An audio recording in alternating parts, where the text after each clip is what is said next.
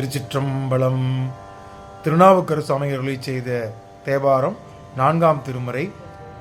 பண் பழம் பஞ்சுரம்.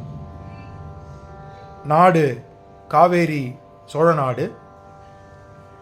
தலம் திருப்புகழூர். பதிகம் 14 பாடல் 1. பருவரை ஒன்று சுற்றி அரவங்கை விட்ட இமையோர் இறந்து பயமாய்.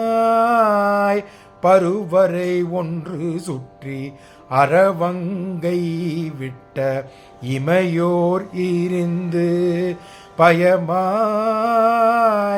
திருநெடுமால் நிறத்தை அடுவான் விசம்பு.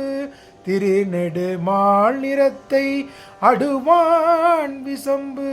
சுடுவான் எழுந்து விசை போய். திருநெடுமால் நிறத்தை அடுவான் விசும்பு.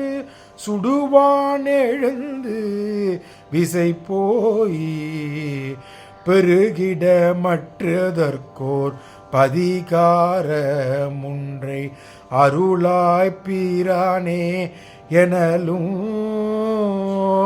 பெருகிட மற்றதற்கோர் பதிகார முன்றை அருளாய் பிரானே எனலும்.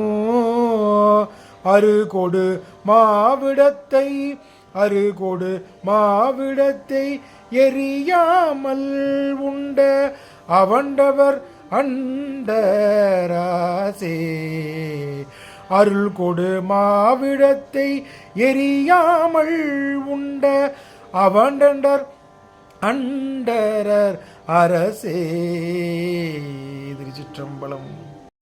இந்த 1ஆம் பாடலோட விளக்கத்தை பார்த்து விடலாம். இதில் அந்த பார்க்கடலில் அமுதம் கிடைக்கிறதுக்கோசரம் தேவர்களும் அசுரர்களும் செய்தார்கள் அல்லவா. அதாவது பெரிய மந்திர மலையாய மந்தமாக பாம்பினை வாசுகிங்கிற பாம்பை கயிறாக வைத்து மத்தை வைத்து கடைந்தார்கள் அல்லவா அந்த அமுதத்தை எடுப்பதற்காக.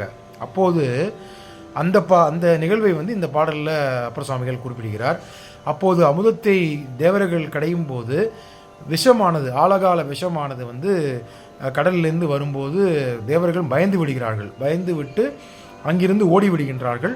அந்த விஷமானது வெளியே உலகம் பிரபஞ்சம் முழுவதும் பரவி திருமாலையும் பிரமனையும் அத்துணை ஜீவராசிகளையும் அழிப்பது போல ஆகிவிட்டது. அது சூழ்ந்து அழிப்பது போல் ஆகிவிட்டது. அதை கண்டு மனம் வருந்தி தேவர்கள் எம்பெருமானிடம் சிவபெருமானிடம் சென்று யாதொன்றும் அறியாமல் என்ன செய்வதென்று அறியாமல் முறையிடுகின்றனர். இந்த மாதிரி கொடிய விஷயமானது அங்கு பரவி விட்டது, உலக பிரபஞ்சம் முழுவதும் என்னவென்று தெரியவில்லை, அனைவருக்கும் அச்சமாக இருக்கிறது என்று முறையிட்டவுடன் நம் தலைவராகிய சிவபெருமான் இறங்கி அந்த ஆழகால விஷத்தை உண்டு அனைவரையும் காத்து ரட்சிக்கின்றார். அந்த பாடலை இந்த திருப்புகழூர் என்ற தலத்தில் அமைந்திருக்கும் எம்பெருமானை நினைவு கொண்டு இந்த முதல் பாடலில் அவர் மேற்கோள் காட்டுகிறார். என்ன சொல்கிறார் அப்படின்னா, அந்த அனைவருக்கும் அரசனாக நிற்பவனே அப்படின்னு சொல்லி இந்த பாடலை முடிக்கின்றார் அப்பர் சுவாமிகள். திருச்சிற்றம்பலம்.